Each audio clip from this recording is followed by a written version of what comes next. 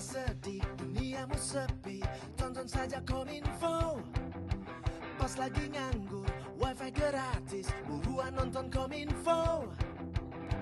Kominfo, Kominfo, Komeng Info, Komeng Info, Kominfo, Kominfo, bikin hatimu gembira.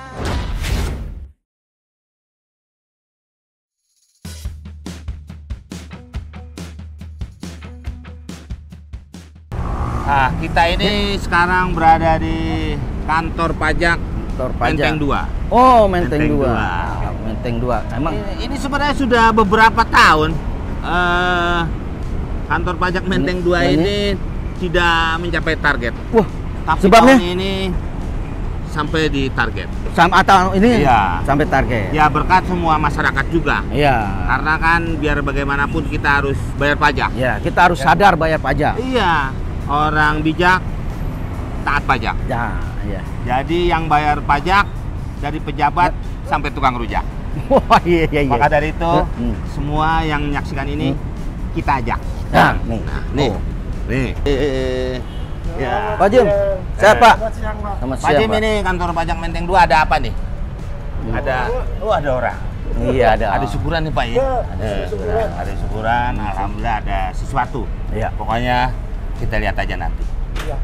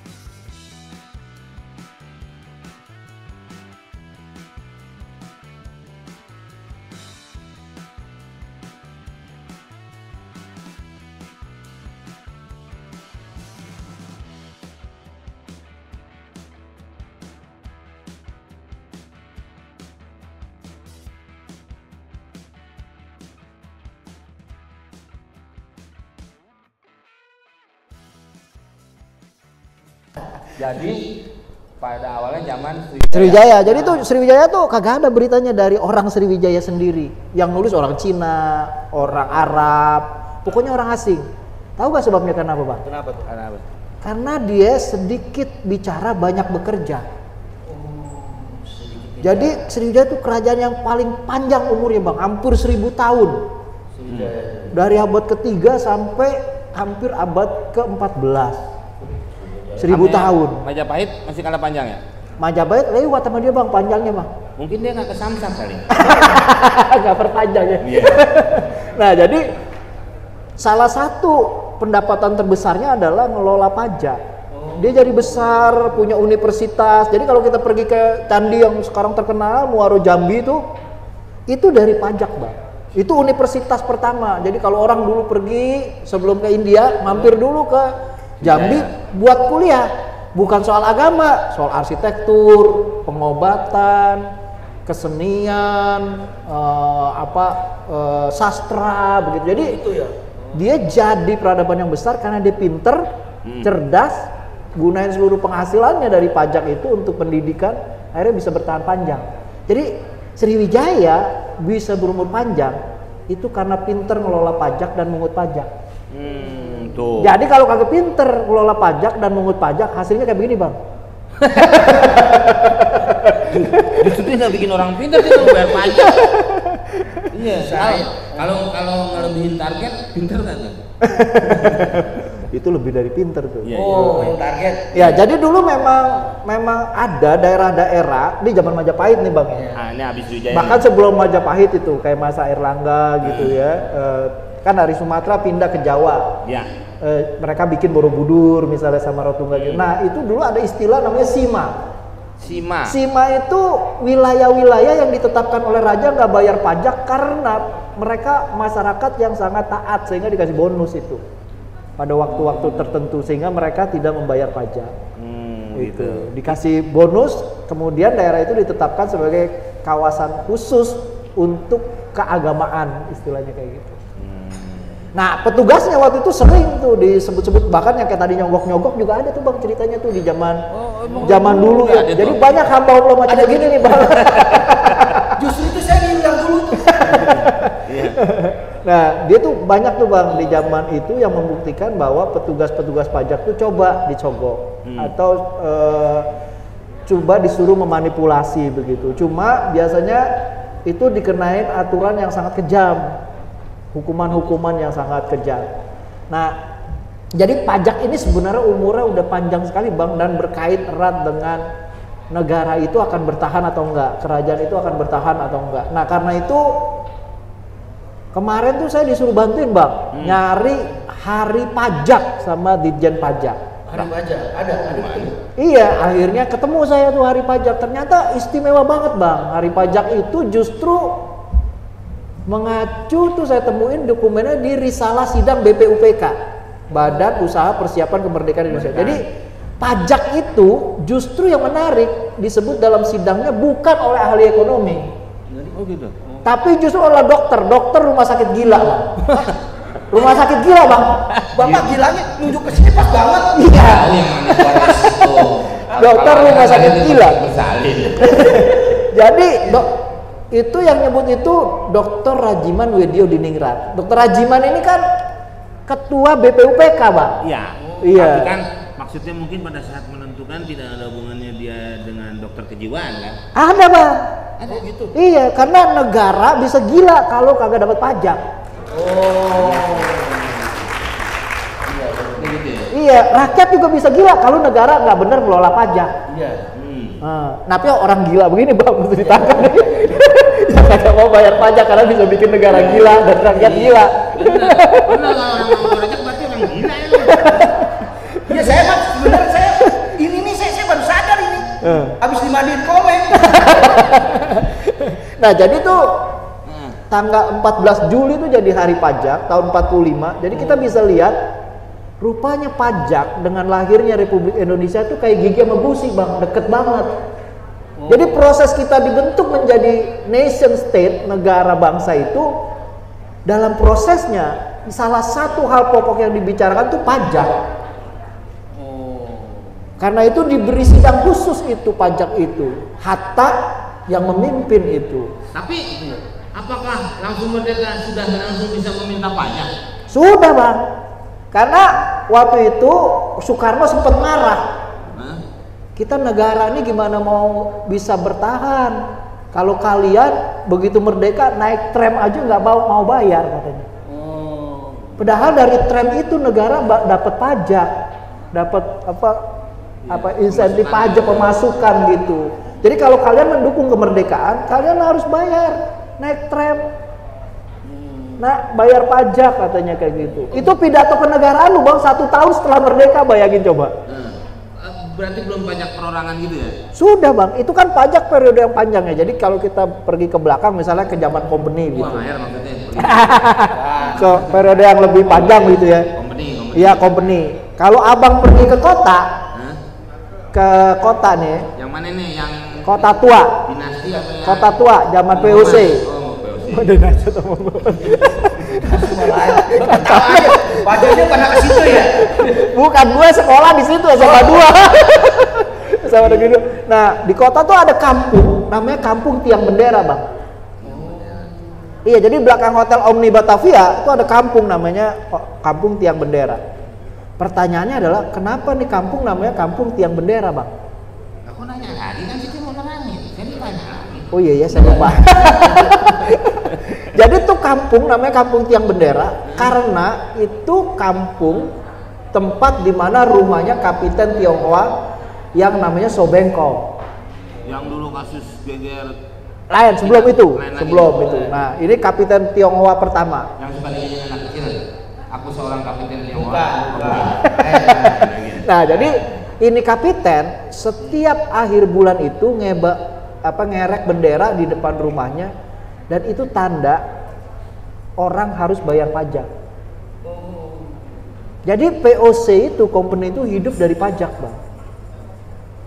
Jadi begitu dia kerek bendera, orang harus ngantri bayar pajak. Khusus orang Tionghoa? Khusus orang Tionghoa. Nanti kapiten Arab ada lagi, kerek lagi tiang bendera. Oh, lain-lain. Kapiten Melayu kerek lagi bendera. Itu Jadi per wilayah, Bang. enggak dia tiap hari atau per bulan? Per bulan. Per bulan. Iya. Kalau orang Tionghoa namanya pajak konde, pajak kepala. Oh, pajak. Makanya kuncir. Nah, pajak itu. konde itu Iya. Betul. Tapi itu menandakan bahwa sebenarnya VOC hidupnya tuh dari pajak. Kota Batavia itu hidupnya dari pajak, dan pajak tuh ditarik rutin tiap bulan. Nah, nanti tuh pajak itu yang akan makin memberatkan itu. Nah, peristiwa yang Abang bilang tadi, pemberontakan orang Cina itu juga sebabnya karena pajak yang berat. Nanti juga nasionalisme Indonesia juga tuh muncul karena pajak. Misalnya kalau kita baca biografinya Muhammad Hatta, autobiografinya, dia cerita tuh bagaimana dia semangat nasionalismenya naik karena pemberontakan pajak di Sumatera Barat. Jadi itu yang dibilang sama si Rajiman tuh betul. Kalau kita nggak bayar pajak, negara gila. Kalau negara nggak urus pajak dengan benar, rakyatnya gila. Oh, Ya sebenarnya pajak ini punya warisan besar ya. Dia bukan hanya lahir terkait dengan lahirnya Indonesia di sidang BPUPK, tapi kalau kita lihat tadi ada podium mana? Nah itu podium, itu ada lambang pajak yang lama itu. Itu ada di pintanya itu tertulis Sakti Budi Bakti. Sebenarnya kata Sakti Budi Bakti ini kata-kata yang hidup dalam organisasi Budi Utomo. Makanya waktu saya riset saya bilang ini rugi kantor pajak kalau tidak memakai lambang ini. Sampai ada komplek perumahan orang pajak, jalannya namanya Jalan Sakti Budi Bakti di Kebanggisan kalau nggak salah, Jakarta Barat. Berarti udah dari 1908. Jadi ini sejarahnya jadi berlayar-layar, Bang. Kaya sekali pajak ini, dan itu menandakan posisi pentingnya. Jadi bukan hanya dia punya posisi penting dalam proses lahirnya Indonesia, tapi kebangkitan nasional juga dia punya peran, karena orang-orang pajak ini sebenarnya orang-orang yang berkait dengan gerakan Budi Utomo itu. Jadi banyak sekali, misalnya tadi melayani itu kan mengabdi. Ya, Sakti Budi Bakti, jadi berbakti itu. Nah, budi itu dari kata keseluruhan nilai. Kayak kata kebudayaan itu asal katanya dari budi, Bang. Budi dan daya. Jadi keseluruhan nilai yang baik, kebudayaan itu kan survival, cara kita bertahan gitu. Jadi kalau kita mau bertahan, ya kita harus punya nilai. Punya budi tadi. Punya budi itu. Nah, sakti itu kecerdasan. Kecerdasan itulah kekuatan itu. Nah, jadi itu sebenarnya pajak sendiri itu punya nilai yang besar yang sudah tersimbol dalam lambangnya, dan itu menurut saya harus dirayain Sakti Budi Bakti itu. Pajak tuh macam-macam, Bang. Kayak tadi misalnya ada pajak konde, bahkan di company tuh pertunjukan-pertunjukan dipajakin. Misalnya stand tolling atau pameran atau street pertontendingan gitu, kesenian jalanan gitu, itu dipajakin, semua dipajakin, Bang, di zaman VOC. Nah, karena semua dipajakin itu bikin susah jadinya. Nah, makanya orang Betawi itu, karena dia di kota pusat VOC ya, orang Betawi itu punya banyak sekali istilah yang identik dengan anti korupsi. Misalnya ngembat, nimpe, ngentit, terus apalagi ya, banyak sekali dia punya istilah-istilah yang sebenarnya menggambarkan bahwa pada suatu masa itu ada proses korup yang besar-besaran melalui salah satunya penarikan pajak. Karena itu seperti saya cerita tadi, banyak pemberontakan dan tumbuhnya rasa nasionalisme itu karena melihat pajak yang ditarik secara berlebihan. Itu yang menimbulkan perasaan ketidakpuasan di tingkat masyarakat. Kenapa timbulnya nasionalisme Indonesia? Salah satunya karena pemerintah kolonial mengelola pajak secara eksploitatif. Ya, mereka hidup sebagai rejim yang rakus, greedy begitu ya. Itu ditolak oleh para pendiri bangsa kita. Kita pingin bikin sistem pajak yang diatur melalui hukum. Itu kata-katanya Rajiman Weddiodiningrat waktu di BPUPKI. Jadi pemungutan apapun dari rakyat harus melalui satu aturan hukum supaya nggak terjadi korupsi. Iya, berarti Pak. Karena kalau tidak diatur melalui hukum, yang terjadi adalah kita mengulangi satu rezim negara kolonial. Itu yang diingetin sama Pak Rajiman. Ya, pokoknya intinya adalah Rajiman pengen mengingatkan sebagai pendiri bangsa sekaligus dokter rumah sakit jiwa, kita itu harus ngurus pajak dengan betul. Seperti sebetul-betulnya kita menarik pajak kepada rakyat.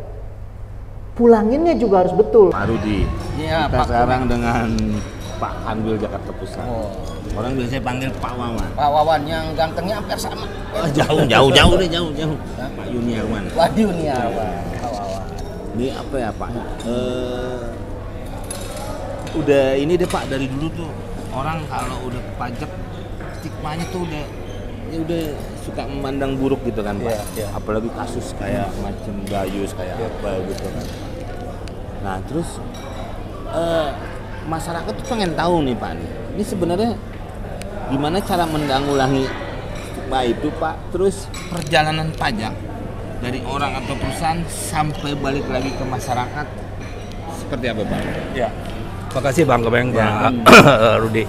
Sebenarnya pajak itu kembali ke definisi umumnya kan iuran pada negara yang wajib, ya. Tidak semua orang, ya. Tadi Bang Kebeng tahu sendiri ada batasan-batasannya, ya. Kalau bagi orang pribadi ada sampai 54 juta. Tadi Bang Kebeng udah dijelasin Pak Ya. Rijal juga. Nah, kalau seandainya udah memenuhi syarat itu, baru dia membayar pajak. Nah, duit itu untuk apa? Kan gitu ya, Ya. duit itu. Tadi disampaikan juga, kalau kita jalan raya, anak sekolah, yang COVID ini sekarang nih, COVID. Ya kan, COVID untuk membeli vaksin segala macam, uang dari mana? Nah, salah satunya dari pajak. Oh itu dari pajak? Dari pajak, salah satunya. bayar. Nah, hampir 75% dari penerimaan negara kita itu kan dari pajak. Ya. Dari pajak yang kita koleksi itu. Nah, tadi terkait dengan Pak Komeng tadi yang nanyain bagaimana stigma ya, tadi Ya, yang ya, dikatakan. ya. Itu tidak bisa kita hindari Pak Komeng ya, karena pegawai pajak itu ada 48.000 ya. Tapi kita selalu melakukan pemenahan ya, reformasi istilah kita. Reformasi dalam bidang perpajakan. Bagaimana kita menyadarkan standar kode etik yang hardcore di hari ini, hari korupsi itu. Salah satu untuk mengingatkan teman-teman juga bahwa pajak itu adalah seperti darah dalam dalam tubuh kita itu. Kalau darahnya kotor, tubuh kita akan sakit. Tapi kalau darahnya sehat, Iya, Pak. ya kan, tubuh kita akan sehat juga. Berarti mesti dibekam Pak ya? Kayak gitu Pak, gitu, ya, gitu Pak. Nah terus kalau dari awal nih Pak nih, kadang-kadang kan banyak yang belum tahu nih Pak. Ini umpamanya dari saya deh wajib pajak, saya nih bayar nih Pak nih. Ya, Terus dari situ, dari kayak kantor pajak ini kan Kakan nih Pak. Ya. Ini kemana? Ke Kanwil Pak uangnya? enggak, ke kas negara namanya tuh. Langsung Oh, ke departemen ke ada namanya Kementerian Keuangan? Kementerian Keuangan, ada nama kas negara. Ya, Menteri Keuangan kita sebagai bendahara umum negara gitu ya. Sebagai bendahara umum, duitnya masuk sana tuh. Nanti disusun tuh sama DPR. Oh, untuk pendidikan berapa? 20% itu udah untuk kesehatan berapa? Untuk pertahanan kita nih, menjaga negara kita berapa? Gitu kan, udah dianggarkan. Nah, itu baru dipakai di tahun anggaran berikutnya. Kalau kayak COVID Pak, kan Ya. itu kan nggak ada yang tahu Pak. Iya. Nah itu tiba-tiba pajak dikeluarkan. Ya, jadi COVID itu sangat menarik, ya kan hampir semua negara kan tidak tahu Iya, kapan karena- terjadinya COVID dan kita tidak tahu kembangan akan berakhir sampai kapan. Nah, bagaimana cara kita menanggulangi itu? Sebelumnya misalnya Bang Komeng ini harus membayar pajak nih. Dengan fasilitas COVID tadi, kalau seandainya dia harus bayar pajak, kalau dia orang pribadi, dia ditanggung pemerintah istilahnya. Pajak yang harus dibayar itu ditanggung pemerintah untuk usaha UMKM itu. Kalau orang perusahaan bahkan dipotong 50%, harusnya dia bayar pajak misal 100, sama periode COVID cukup bayar 50. Nah, untuk ngimpor PPN gitu ya, pajaknya juga dibebaskan selama itu. Kita berharap itu sektor ekonomi tetap berjalan. Ya, kalau masa pandemi dipajakin lagi, ekonomi kan akan nggak berjalan itu. Makanya pemerintah kayak mengendorkan relaksasi istilahnya itu, relaksasi supaya ekonomi bisa berjalan seperti yang seharusnya. Nah, kita harap tahun depan dengan berakhirnya COVID ini, ekonomi bisa berjalan dengan baik lagi, penerimaan pajak bisa lebih bagus lagi ya, untuk membiayai penerimaan kita tadi, pembiayaan untuk jalan kita, untuk pendidikan anak-anak kita dan seterusnya gitu. Bapak terima kasih banyak. Terima kasih. Terima kasih, Pak Pak. Rudi. Yap.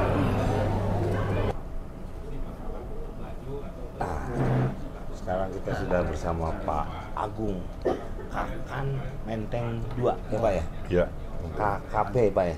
KPP. KPP. Jadi penyeduhan. Kantor Pelayanan pajak. pelayanan pajak. Pelayanan pajak. Ya. Atau pelayanan Ya, Pak, pajak. sekarang bertepatan dengan hari korupsi. Itu bagaimana Bapak mengawasi karyawan Bapak yang ada di Menteng 2 ini? Karena kan stigmanya kepada masyarakat soal pajak tuh udah jelek, Pak ya. Nah, Bapak gimana nih ngontrol orang sebanyak ini supaya tidak melakukan hal seperti itu? Jadi kontrol internal ya. Iya. Kontrol internal kan setiap saat kita ingatkan bahwa salah satu nilai Kementerian Keuangan adalah integritas.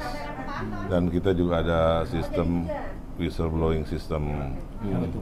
Jadi kalau misalnya ada yang melanggar aturan, melanggar integritas, melanggar kode etik, kode perilaku, dan nilai Kementerian Keuangan bisa diadukan. Memang pesan dari Pak Suryo Utomo sebagai Dirjen Pajak, kalau melakukan ingatkan, masih melakukan laporkan. Setelah itu Laporkan ditindak, tindak, nggak ada ampun, nggak ada ampun tuh Pak. nggak ada ampun. Ada ampun emang maknya minta ampun. Pengadilan dong. Iya kan Pak ya. Iya, karena kan apa ya? Kalau sampai meleset dan ya yang tadi diceritakan oleh Bang Rija, Iya. memang sih sudah dari dulu Pak ya, pajak itu banyak yang ngemplang Pak ya. Iya betul. Tapi kan Bapak sebagai kepala ya harus bisa paling nggak mengecilkan, mungkin menghilangkan secara langsung belum Amin. bisa Pak ya. Bisa, Ya. harus bisa, Oh, harus bisa Pak ya. harus bisa. Iya. Jadi bukan hanya mengurangkan tapi harus menghilangkan. Itu dong Yakin tuh yakin. Yakin. Memang itu harus yakin. Wah. Iya Pak ya. Jadi berikan contoh, contoh dari pimpinan itu yang paling utama. Pimpinan beri contoh, insya Allah yang bawah ikut. Karena kan orang rakyat Indonesia itu kebanyakan paternalistik, ikut dari apa kata Yang di atas Pak ya. atasnya. Karena tangan di atas lebih baik daripada baik. tangan di atas, di Iya, bawah. di bawah dong. Kalau di bawah itu nggak ngasih. Nah, Emang bener Pak, lebih baik tangan di atas daripada tangan di bawah. Itu dia, makanya Pak Agung menghindari karyawannya semua untuk tidak korupsi. Jadi lebih baik tangan di atas daripada tangan Di borgol. Terima kasih banyak Pak Terima Agung. kasih. Terima Terima kasih Bang Rudi. Semoga terus dapat target. Amin. Sehat selalu ya. Sebagai wajib pajak yang baik. Sebagai duta pajak. Menteng 2 minimal. Amin.